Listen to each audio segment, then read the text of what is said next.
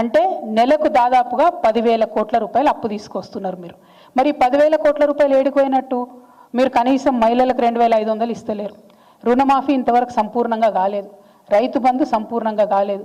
రైతు బీమాకి ఇంకా బాకీ పడి ఉన్నారు. బోనస్ ఇస్తామన్నారు, బోనస్ ఇవ్వలేదు, అది కాస్త బోగస్ అయిందని అందరూ కూడా మాట్లాడుకుంటున్నారు.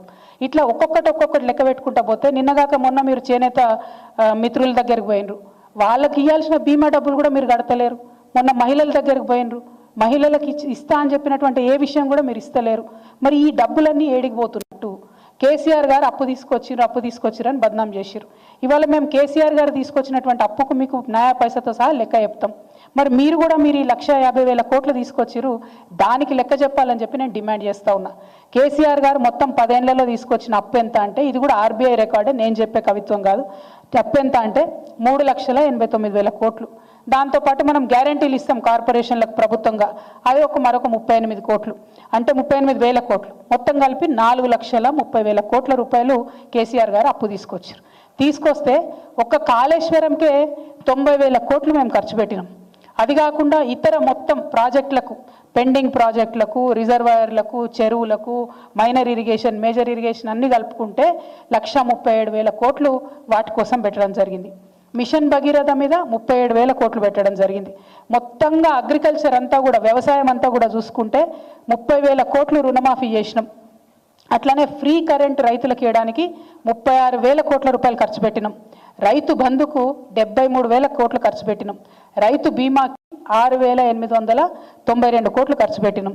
అదే కాకుండా మనం మొత్తం కరెంటు వ్యవస్థ అంతా రాష్ట్రంలో మంచి చేయాలంటే, పరిశ్రమలకు కరెంట్ ఇవ్వాలి, ఆఫీసులకు కరెంట్ ఇవ్వాలి, రైతులకు కరెంట్ ఇవ్వాలంటే కరెంటు వ్యవస్థను మొత్తం గాడిన పెట్టడానికి పెట్టిన ఖర్చు 1,38,000 కోట్లు.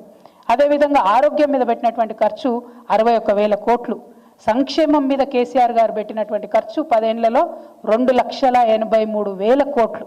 అంతేకాకుండా ప్రతి గింజ, చివరికంట ప్రతి గింజ ధాన్యం కొంటే కేసీఆర్ గారు రైతులకు అకౌంట్లకు డైరెక్ట్ వేసినటువంటి డబ్బులు 1,34,000 కోట్లు. అంటే మేము తీసుకొచ్చిన అప్పు 4,30,000 కోట్లు అయితే, మేము సృష్టించినటువంటి సంపద 50 లక్షల కోట్ల పైచిలుకుంది. ఇప్పుడు నేను చెప్పినటువంటి లెక్క దాదాపు 7-8 లక్షల కోట్లు డైరెక్ట్ చెప్పే లెక్క. ఇండైరెక్ట్గా వచ్చింది, సాధించినటువంటి ప్రగతి, ఇంకా అనేకమైనటువంటి ఇండికేటర్స్, అనేకమైన రిపోర్ట్స్ ఉన్నాయి.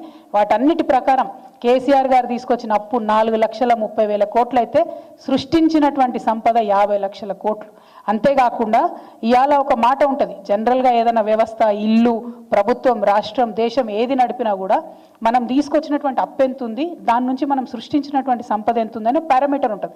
అంటే మనం తీసుకొచ్చినటువంటి అప్పుతోని మనం ప్రాపర్గా ఇన్కమ్ జనరేట్ చేసుకుంటూ అప్పు కట్టుకుంటూ పోతే మనకు తగ్గుతూ ఉంటుంది. ఏంటిదంటే దాన్ని ఒక మాట సాంకేతికంగా ఉంటుంది, కానీ ఇది ఖచ్చితంగా తెలవాలి విద్యార్థులకు, మేధావులకు అని చెప్తా ఉన్నా. ఇంట్రెస్ట్ పేమెంట్ పర్సెంటేజ్ ఏదైతే మన రాష్ట్రంలో వచ్చే ఆదాయంతో ఇంట్రెస్ట్ పేమెంట్ పర్సెంటేజ్ ఏదైతే ఉంటుందో, అది రాష్ట్రం వచ్చేటప్పటికి, తెలంగాణ రాష్ట్రం వచ్చేటప్పటికి 21.64 అంటే 21.64% ఉంటే, మా ప్రభుత్వం అయిపోయినాటికి 2023లో మేము అధికారం